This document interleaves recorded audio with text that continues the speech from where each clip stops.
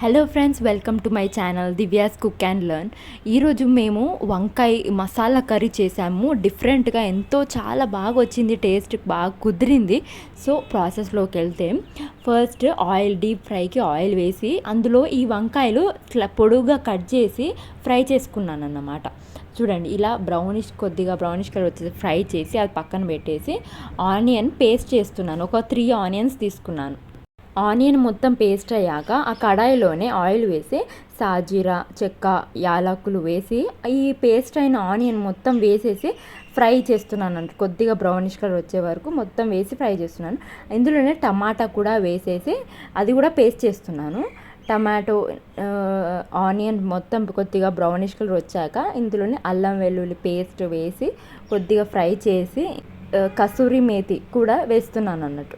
కసూరి మేతి కూడా ఇలా స్మాష్ చేసి వేసేసాక స్ప్రెడ్ చేశాక టమాటో పేస్ట్ కూడా వేసేసి మొత్తం బాగా ఫ్రై చేస్తున్నాను అన్నట్టు. పచ్చివాసన వెళ్ళే వరకు ఫ్రై చేసి చూడండి, అందులోనే సాల్ట్, పసుపు, కారం, 1.5 స్పూన్ కారం కూడా వేసేసి మొత్తం కలుపుకుంటున్నాను. మొత్తం పేస్ట్కి మొత్తం అంతా పట్టేలాగా కలుపుకుంటున్నాను.